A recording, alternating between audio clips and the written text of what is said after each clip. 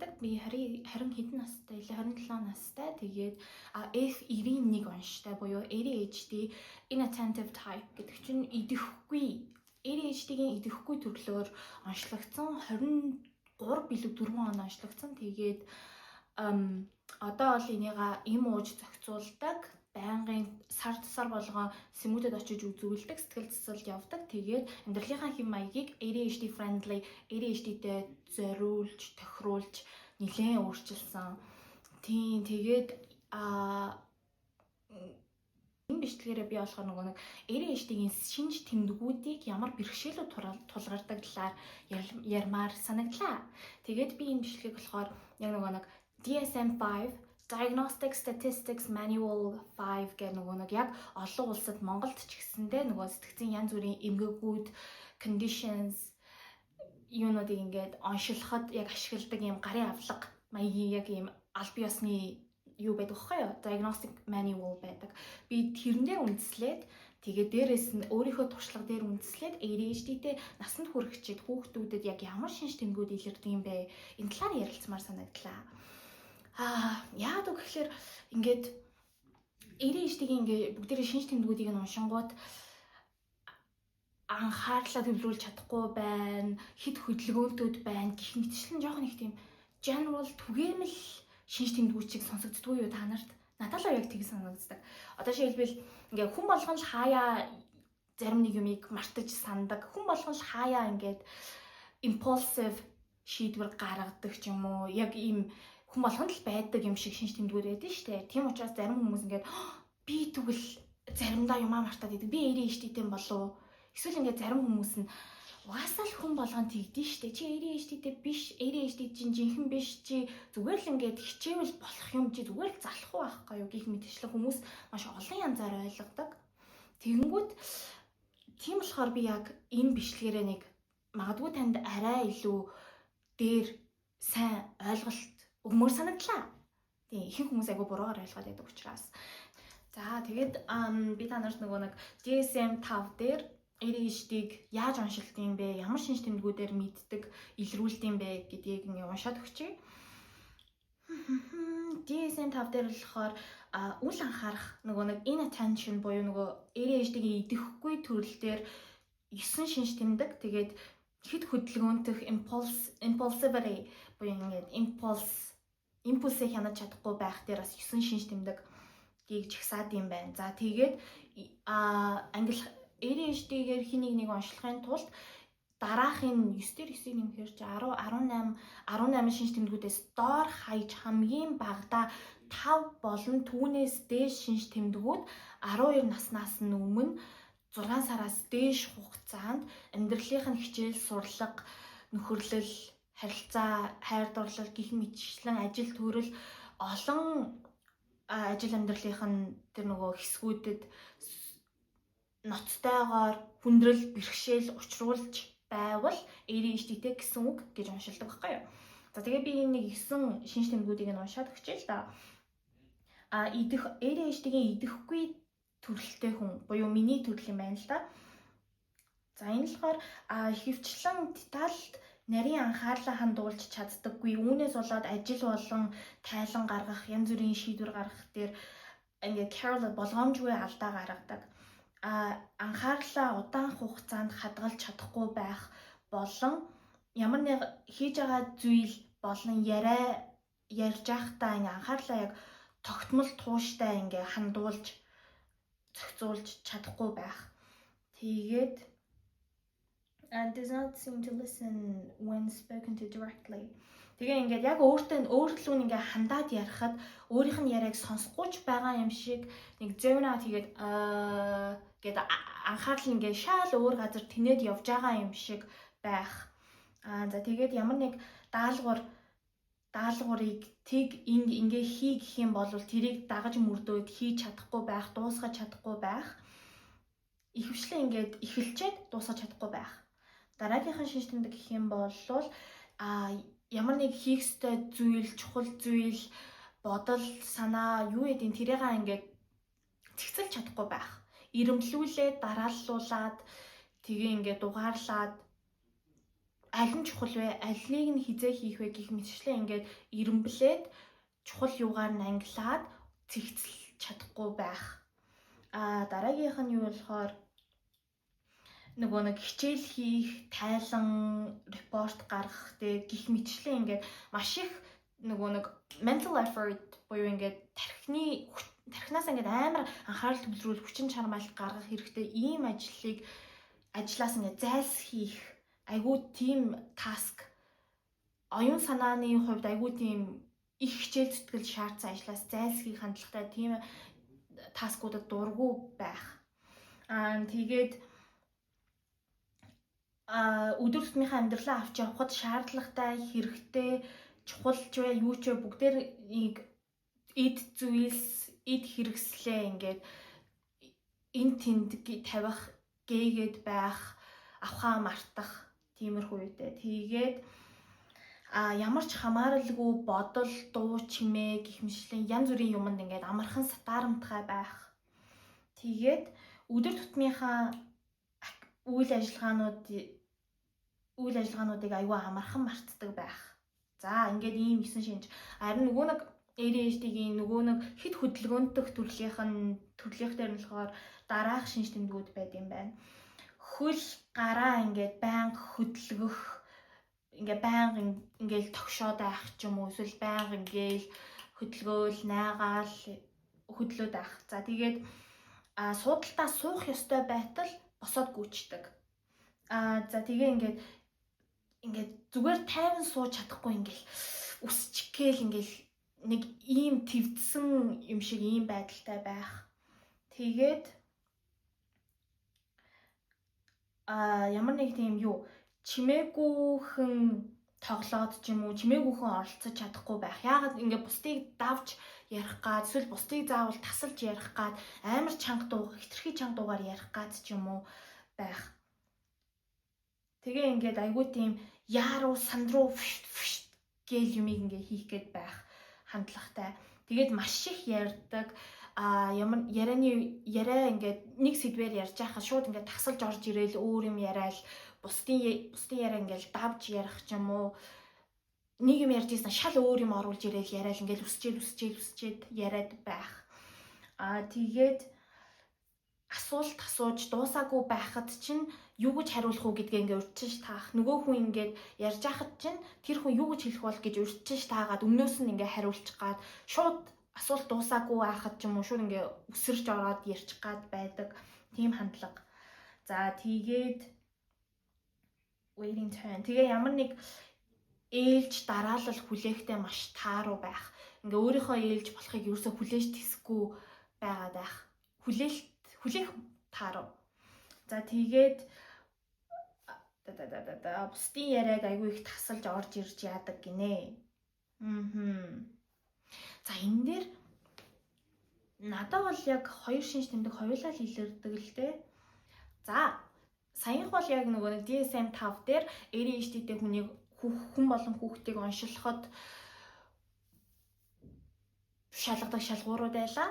Одоо би болохоор яг нөгөө нэг ADHD түгээмэл илэрдэг шинж тэмдгүүдийг жишээтэй өөрийнхөө жишээн дээр тулгуурлаад ярив. За тэгээд хамгийн ихнийх нь болохоор emotional dysregulation буюу сэтгэл хөдлөлөө зохицуулж чадахгүй байх. За ингэнэ. Уг нь бол энэ яг нөгөө нэг сэтгэл хөдлөлөө зохицуулж чадахгүй байх нь яг DSM-5 дээр байдаггүй. Гэхдээ энэ нь яг нөгөө нэг research гэдэг чинь юу лээ судалгаан дээр ингээд ADHD-тэй хүмүүсийг ажиглангууд бүгдээрэнд нь түгээмэл яг сэтгэл хөдлөлөө зохицуулж чадахгүй байх юм түгээмэл шинж тэмдгүүд илэрдэг. За тэгээд одоо жишээлбэл ингээд ADHD-тэй насны хүрэгчдийн 70% нь сэтгэл хөдлөлөө зохицуулж чаддаггүй гэж ийм репорт байд юм байна. За тэгээд энэ болохоор яагаад вэ гэхлээр нөгөө нэг ингэдэг гэсэн ADHD-тэй хүмүүсийн prefrontal cortex буюу ингээд тархины урд энэ хэсэг яг энэ урд энийг одоо юу гэж нэрлэх юм бол монголоор энэ тархины prefrontal cortex нь баг 30 гарсны дараа ADHD-гүй хүмүүсийн ердийн хүмүүсийн чинь өсрөөл нэг 25 нас гэхэд яг ингээд бүрэн хөгжиж дуусдаг штэ. Гэсэн хэрнээ бид нарыг болохоор хаасан 30 гарчаад байхад чинь дүнгэж хөгжиж дуусч идэг. Тэгээд ингээд энэ prefrontal cortex нь жоохон ингээд удаан бусад хүмүүсийг бодвол айгүй удаан хөгждөг учраас үүнээс болоод ингээд логиктэй шийдвэр гаргахаас өмнө амар хүчтэй сэтгэл хөдлөл гаргаж амар хүчтэйгээр ингээд реакц өгдөг. Энэ бол надад бас яг байдаг. Тэгээ энэ ингээд яаж мэдэгддэг юм бэ гэхээр яг ингээд маш хүчтэй сэтгэл хөдлөл ингээд далайн давлгаа шиг орж ирж байгаа юм шиг яг ингээд үерлэж орж ирж байгаа юм шиг мэдрэгддэг. Тэгээд за одоо энэ дэр би ярил actually I have something. За ингээд тэгээ би энийг штэ тайлбарлах юм бол энэ ингээд бусад хүмүүс, ердийн хүмүүс энэ харагдаж байна уу? Ингэж өөрөөгөл харагдах юм байна. Ингээд миний ажигласнаар бусад хүмүүсээ штэ ингээд энэ ингээд бусад хүмүүсийн сэтгэл хөдлөлөө зохицуулах метр биш ээ. Хэмжүүр заяа. За тэгээд зайгаараа ингэж байруул. За тэгээд энэ чинь ингээд тэг байна. Хасах 5, хасах 10, хасах 15, хасах 20 гэх ингээд 5-5-аар хасагдаа явдаг. Эсвэл 5-5-аар нэмэгдээ явдаг. 5, 10, 15. Тэгээ энэ болохоор ингээд сэтгэл хөдлөлийн нэгж хэмжүүр шүү. Тэгээд ингээд миний ажигласнаар ердийн хүмүүс яг энэ хасах 5, хасах 10, хасах 15 гэх ингээд бүгдээрэн дээр ингээд зогсоох юм нэг юутай тоормостой заяа. Тэгээ ингээд ямар нэг таагүй зүйл болоход сэтгэл хөдлөл нь өсрөөл нэг хасах 5-аар доошлдог. Өсрөөл хасах 10-аар доошлдог. Өсрөөл хасах 15-аар доошлдог. Ямар нэг эерэг зүйл болоход нэмэх 5-аар, нэмэх 10-аар ингэж хөдөлдөг. Тэгээ ингээд энэ болгон дээр ингээд тоормостой учраас сэтгэл хөдлөлөө маш сайн ингээд зохицуулж чаддгийг би анзаарсан байхгүй юу. За тэгвэл ADHD-тэй хүмүүсийн болохоор яг ийм байдаг. Энэ жишээг би ингээд хаана нэгтгээс хусаагүй би яг өөрөө бодож олсон шүү. Бидний хувьд ингээд сэтгэл хөдлөлийн реакц үзүүлэх тэр нөгөө төвшин гэх юм бол тэг хасах 100, нэмэх 100 байдаг. Тэгээд ямар нэг зүйл болохоо байх юм бол шууд энэ нөгөө нэг хэмжүүр маань энэ зүү маань шууд хасах 100 руу унцдаг. Эсвэл шууд нэмэх 100 руу унцдаг. Тэгээ энийг ингээд түрүүн ингээд нөгөө ердийн хүмүүсийнх ингээд 5, 10 болгон дээр ингээд зогсоох юм тоормостой байсан бол бид нарт бол зүгээр л тийм үгүй гэсэн нэг тийм унтраалгал байдаг. Шууд ингээд реакц хөө байх уу гэсэн юм унтраалгатай. Тэгээд одоо жишээлбэл ингээд ямар нэг юм болох юм бол бид нар шууд хасах 100 руу амар хүчтэй тийм маш хурдтайгаар реакц үзүүлдэг. За би энийг яг бодит жишээ дурдъя л та. Ер нь бол жоох хүүхд сэтгэл хөдлөлөө хянахтаа тааруу байдаг. За тэгээд би яг тийм байсан. Энэ одоо бичлэг хийж гинөө. За тэгээд би бас яг тийм байсан байхгүй юу. Тэгээд энэ одоо л ерөөсөө би ч одоо ингээд бараг 30 хүрж байгаа байхгүй юу. Гэсэн хэрнээ миний сэтгэл санаагаа зохицуулах тэр чадвар ерөөсөө сайжраагүй. Бага байх юм уу байсан. Одоо 30 хүрэх байгаа ч гэсэндээ маш муу байгаа. Тийм тэгээд бусад одоо шил нэг жишээ гэх юм бол би ингээд 4-р курстэй ажил хийдэг байсан байхгүй юу. Тэгээд 4-р курстэй яг ингээд тухайн өдөр юу хийхээ ингээд нарийн цаг тутам төлөвлөсөн байсан. Тэгсэн чинь манай захирал над руу залгаснаа шууд цагийн дараа тэнд уулзъя гэхлээр гэсэн байхгүй юу. Тэгсэн чинь би бүр ингээд ойролж хашгираад уйлаад толгоогоо хан руу саваад өөрийгөө ингээд цохиж зодоод уйлж хашгирч ойролж ингээд бүр ингээд амар удаан 2, 3, 4 цаг тэгж хямарсан. Тэгээд би багадаа угаасаа юм байсан. Оюутан 4-р курс болоод ялгаагүй юм байсан. Ажилд ороод би яг ажилд явахаас өмнө ажилд явах замдаа өдөр болгон уйлдаг байсан. Тэгээд дахиад орой харахтаа өдөр болгон уйлдаг байсан. Тэгээд ерөөсөө дээрдэг байхгүй юу. Тэгээд хортоод за оюутан байхдаа тийм байсан. Тэгээл дээрдэх юм болов гэсэн чи ерөөсөө дээрдэггүй. Ажилд орсон чи ингээд юу яагаад би саяхан нөгөө нэг тайлан майлан гаргаал жоохон нэг хэцүү ноцтой хариуцлага өндөр ажил хийсэн байхгүй юу. Тэгээд тэгсэн чинь би бүр ингээд хийж чадахгүй юм байна гэж бүр ингээд ойрлж уйлаад бүр ажилласаа гарна гэж өргөдлөө өгөхгүй бүр ингээд би өстө чадахгүй байна би боллоо галлаа өглөө хатлаа гэл тэгээд шууд өргөдлөө өгөх гэж үзсэн. Ер нь бол дандаа тэгдэг л дээ. Тийм тэгээд яг энийг би ингээ найзуудтай ярангууд маань юу сүртэй юм бэ? чи юундаа сэтгэлээр унд юм бэ? Эн чинь ингээл болоо штэ гэд бусад хүмүүсийн хувьд бол тэр бол ингээд тэгэж над чиг амар тийм хасах 100 хүртэл реакц хөөр зүйл биш. Зүгээр л нэг хасах 5 хасах 10 л юм байгаа. Гэсэн хэрнээ би ингээ ADHD-тэй учраас сэтгэл хөдлөлөө зохицуулж чадахгүй. Тийм миний ингээ нөгөө сэтгэл хөдлөлөө зохицуулдаг энэ механизм нь ингээ хасах 100 нэмэх 100 л гэж байдаг. Тэгээ энийг би ингээ хүссэндээ ингэж албаар ингэж амар реакц өгöd байгаа юм биш. Миний энэ тарих ердийн хүмүүсийг бодвол илүү удаан хөгждөг, бүтцэн шал өөр юм одоо ингээд сэтгэл хөдлөлөө зохицуулах механизм нь шал өөр учраас би ингээд ингэж сэтгэл хөдлөлөө зохицуулж чадахгүй ингэж реакц өгдөг байхгүй юу? Өөр нэг жишээ гэх юм бол өмнө нь надаа нэг юм тохиолж байсан байхгүй юу? Маа найзууд намайг амар гомдоож ирсэн. Тэгээд тэрнээс би эдгэрэх гэж надад 7 жил зарцуулагдсан. Яг ингээд би тэрэндээ бүр ингээд шүд зуугаад амар гомдсон. Тэгээ тэр гомдол надаа 7 жилийн турш тасралтгүй үргэлжилсэн байдیں۔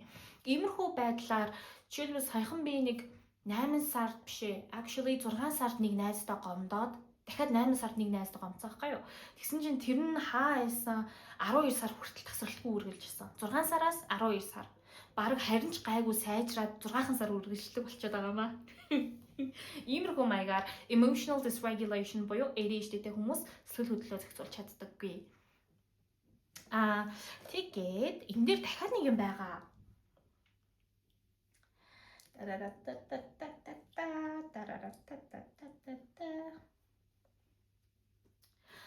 Тэгээд энэ emotional dysregulation дээр дахиад нэг ярих хэрэгтэй юм бол rejection sensitivity болон rejection sensitive dysphoria гэдэг энэ саяхнаас л яг ADHD-тэй холбоотой гарч ирж байгаа л да. Энэ л болохоор ингээд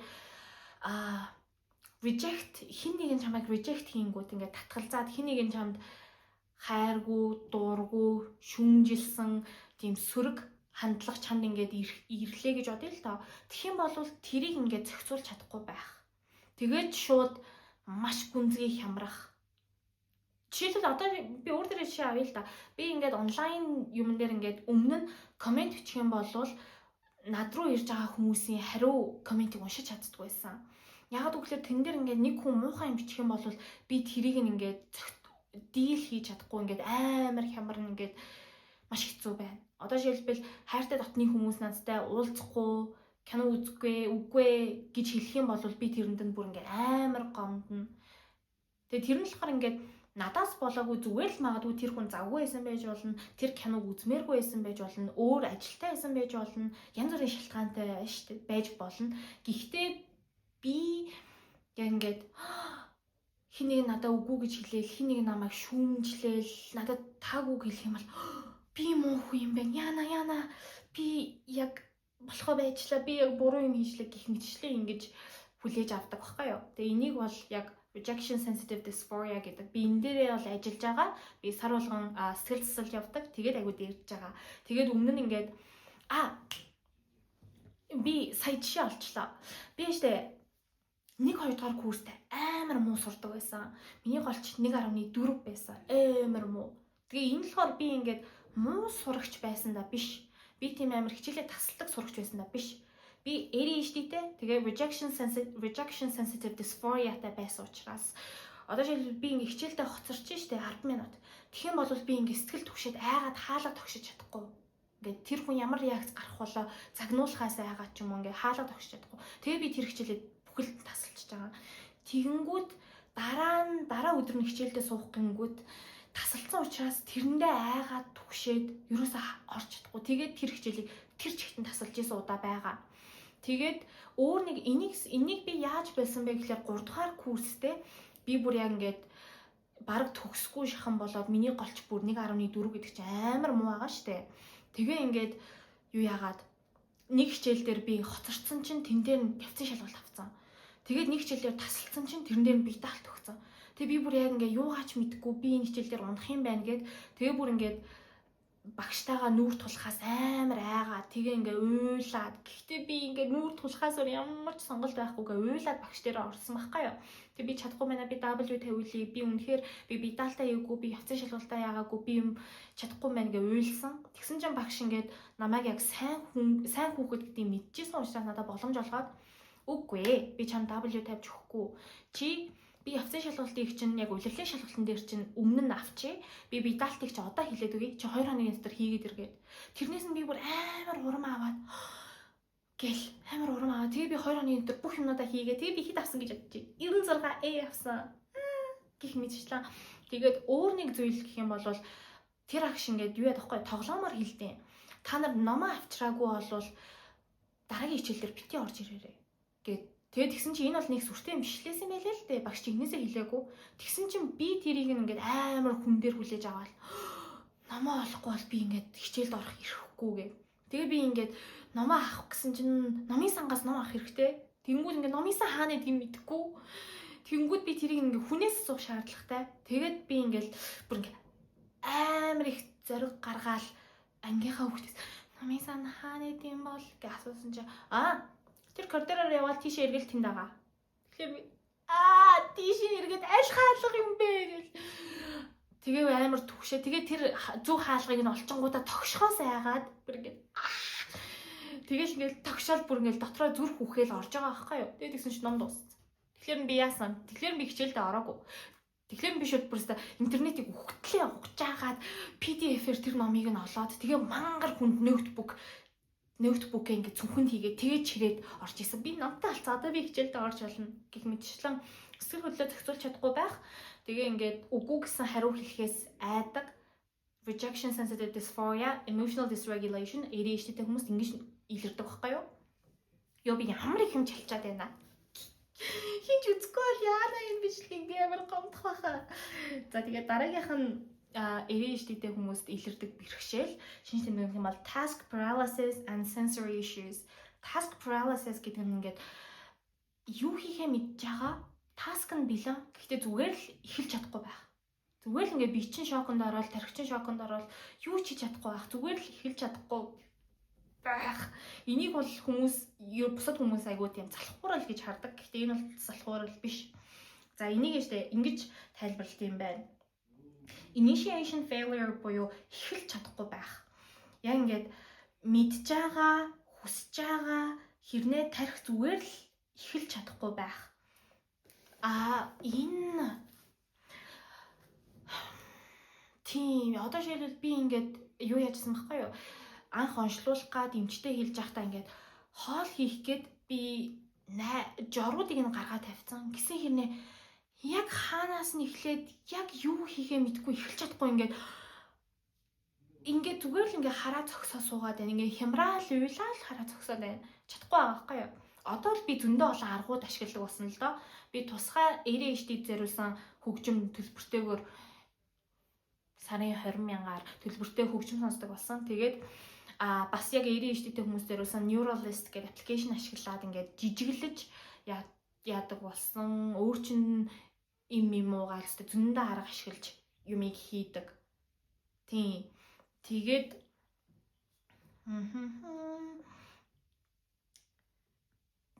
энэ дэр за одоо би энэ дэр яг бодтой жишээ авъя л та. Би өмнө нь яг амралтын өдөр ирж ажилладаг байсан. Эсвэл ажилд харсны дараа орой сууж дандаа илүү цагаар ажилладаг байсан. Тэгээд манай ингээд нэг найз надад хэлж байгаа байхгүй юу? Ажлын найз. Тэгээд чи ажиллаа хийж чадахгүй байгаа чинь компани буруу юм уу? Гэхдээ тэрэнд нь би бүр амар шархалж ийсэн. Үнэн л дээ. Миний буруу л та. Гэхдээ би үнэхээр ингээд хийж чадахгүй, төвлөрч чадахгүй байгаа байхгүй юу?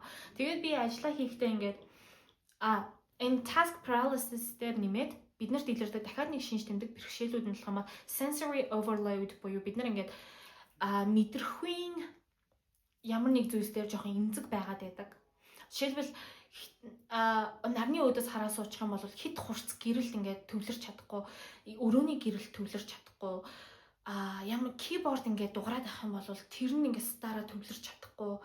Ингээл би жишээлбэл ингээд хүний биед хүрч яг ингээд арсан дээр ингээд мэдэрч өөр хүний арсанд биед хүрч чаддаггүй ингээд амар тухгүй яг ингээд тархин дээр ингээд жом гүгээд хорхоо шивж гүгээд байгаа юм шиг арсан ингээд хуулчмаар санагддаг. Яг ингээд өөр хүн миний арсанд хүрэх юм бол тэгээд дуу чимээнд амар мэдрэг учраас би байнга чихвчтэй noise cancellation дээр нь тавиад бүр байнгын чихвчтэй байдаг. Чихвчгүй өдрөө би ерөөсөө ажил хийж чаддаггүй. Тэгээд дээрэс нь би өмнөх ажил дээрээ ингээд юу компьютера толгой дээрээсээ дахиад ийм том даавуугаар компьютертэйгээ хамт ингээд бүтээждэг. Тэгэж гэрлийг хаагаад тэгээ дахиад чихвч зүүж дуучмыг хаадаг байсан. Иймэрхүү маягаар байдаг. Тэгээд нөгөө нэг ажил тарсны дараа илүү цагаар сууж хийдэг нь ажил тарсны дараа би гэрлээ унтраачаад тэгээд бусад бүх хүмүүсийг явсны дараа тийм чимээгүй орчинд дуу тавьж байгаа тэгэж төвлөрж хийдэг байсан. Үгүй бол амралтын өдөр юм хийдэг байсан. Нэг task paralysis-ийн хувьд гэх юм бол яг ингээд биеийг чинь ингээд харагдахгүй утсаар хүлчээд байгаа юм шиг мэдрэмж төстэй. Ингээд биеийг чинь хүлцсэн учраас зүгээр л хийж чадахгүй. Тийм. Нөгөө энэ л өнөөдөр бол яг нөгөө нэг ийм бичлэгийг хийсний маргааш өдөр нь тэгээ би зүгээр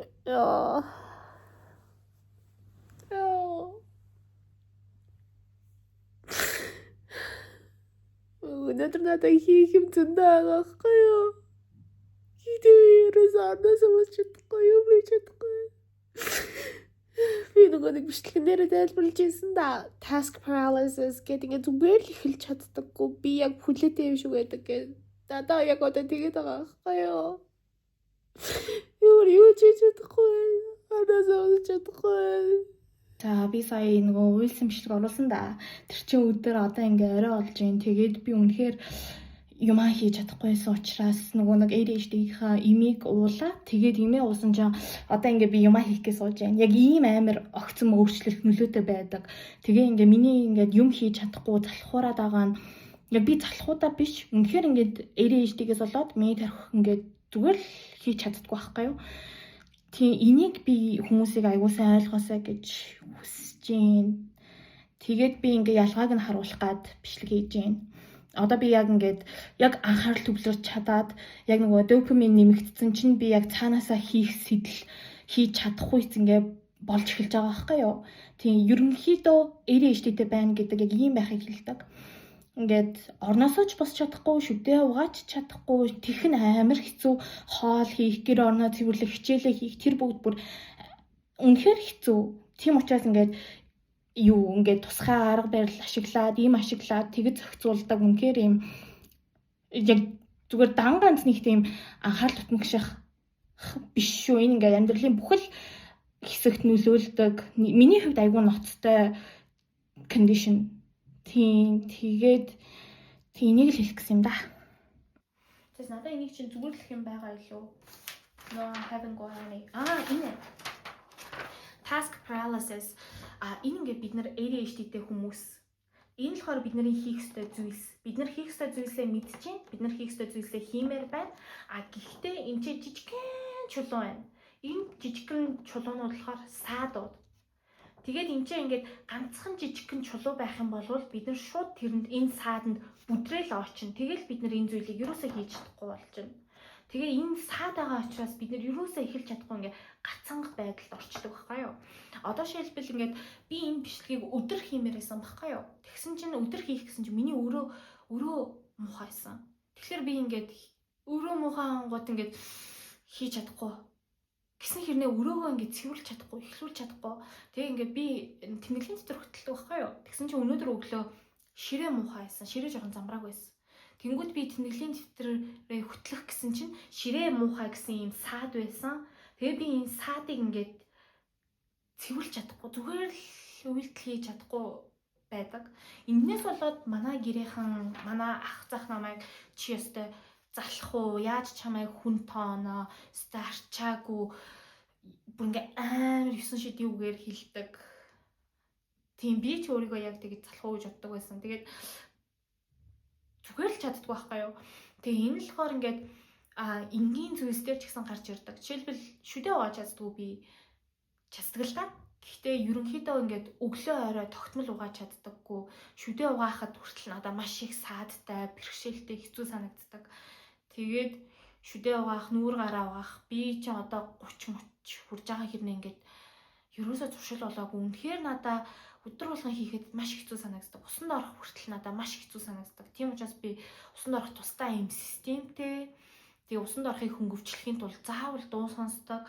Усанд орохоо заавал ингээд сэрүүлгээр 7 хоногт 2 удаа ингээд сэрүүлгээр ингээд сануулж тавьдаг. Бүх ингээд маш их хүч хөдөлмөр гаргаж иж би энэ үйлдэлүүдийг хийдэг. За би арай л их чалчаад ах шиг байна. Дараагийнх нь нэг юу гэх юм бол дараагийнх нь илэрдэг шинж тэмдэг бэрхшээлүүд гэх юм бол hyperfocus and forgetfulness. Hyperfocus буюу ингээд анхаарлаа салгаж чадахгүй байх. Үгүй бол мартамхай байх. Би энэ дээр юу гэж ярих гэж байсан юм. Ингэнэ. Бидний хувьд ингээд нөгөө working memory буюу ингээд яг одоо ингээд энийг юу гэдэг юм бэ? Ажиллах санах бай, ажиллаж буй санах бай. Тийм working memory байдаг байхгүй юу? Тэгээ энэ л болохоор ерөнхийдөө нэг 5-7 юмыг нэгэн зэрэг ингээд санаад, ажиглаад ингээд нэгэн зэрэг тархиндаа байлгаад байж чаддаг зүйлийг хэлдэм байна л да. За тэгээд hyperfocus буюу нэг анхаарлаа салгаж чадахгүй байх гэдэг нь ингээд дуртай зүйлдээ ингээд чамд ингээд допамин дуртай зүйлийг чинь өгөөд байгаа тэр зүйлээс анхаарлаа ерөөсөө салгаж холдуулж чадахгүй байх. За тэгэнгүүт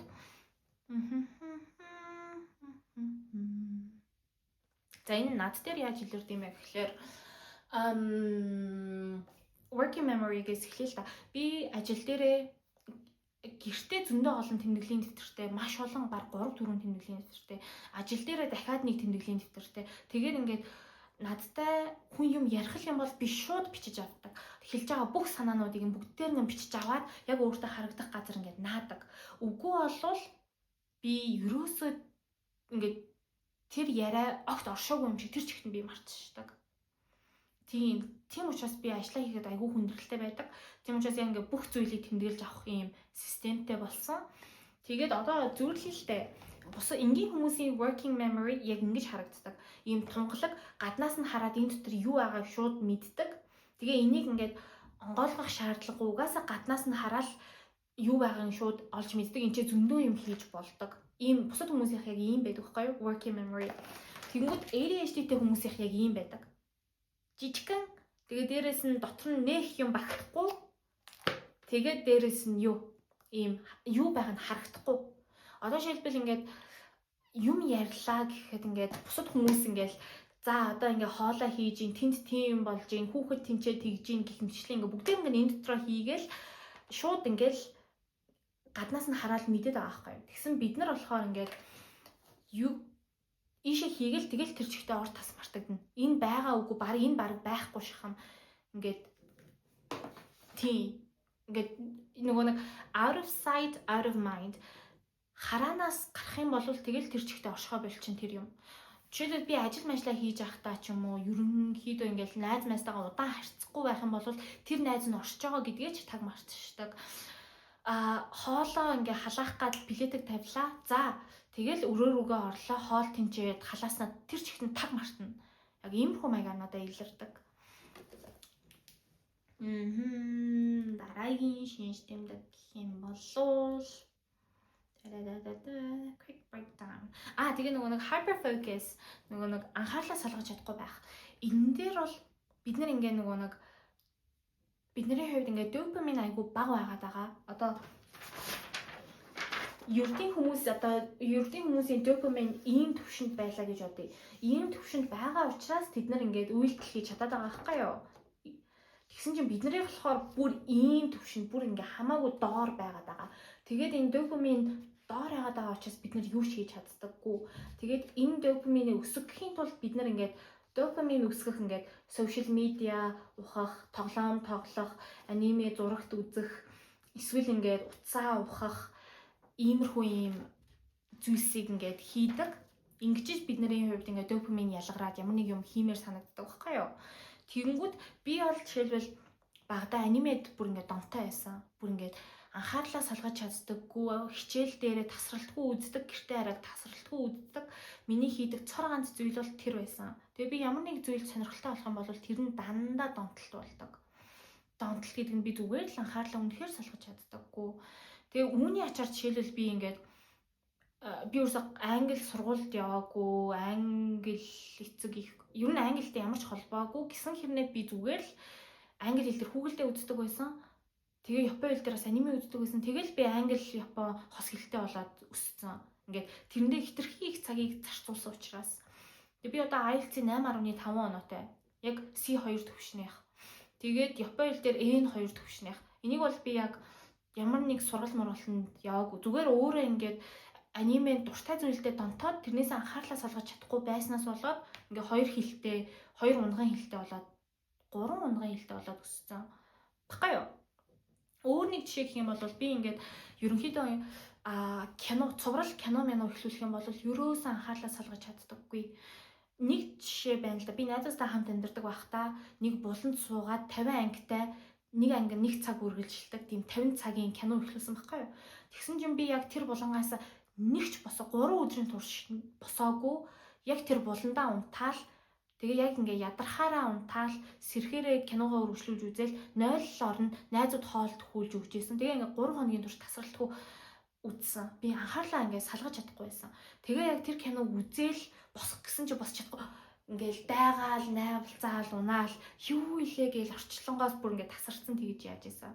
Иймэрхүү маягаар би ингээ батх өөр дахиад нэг жишээ гэх юм бол би 12 жилийн турш батхтай явсан байхгүй юу. Тэгээ энэ батхаа эмчилхийн тулд бүр ингээд судалгааны ажил материалууд уншаад бүр амар донтож юу яа бүр ингээд нэг компани арьс ашиглааны зөвлөгөө өгдөг хүн болтлоо. Арьс ашиглааны контент бэлддэг хүн болтлоо ингэж амар донтож 2 3 4 5 жил судалсан байдیں۔ Өөр нэг ерөнхийдөө миний нэг хобби донтолт яг 2-3 жил тасралтгүй үргэлжилдэг. Одоогоор би бол яг ADHD-д донтцсон байгаа. Энэний талаар ингээ байнга контент сонсдог. Энэнийг байнга ингээ судалдаг. Энэний талаар байнга ярьдаг. Энэний талаар байнга боддог. Яг тийм байдаг. Тиймэрхүү маягаар hyper focus болдог. Одоо жишээлбэл ажил дээр би ингээд төвлөрөөд ажиллаад хийчээд ажил тарах цаг болох юм бол би анхаарлаа салгаж чаддаггүй. Тийм учраас би дандаа нэг workaholic буюу ажлын донтой хинээтэй болчихдог. Ерөөсөө ажил яг ингээд ажил гэртээ ирэнгүүт яг ажил бодогдоо л байна. Юу хийх яг ингээд ажил бодогдоод ерөөсөө анхаарлаа ажлаасаа ингээд салгаж чаддаггүй. Үүнээс болоод би яг ажил амьдралын балансаа ерөөсөө ингээд хадгалж чаддаггүй. Айгүй хэцүү байдаг.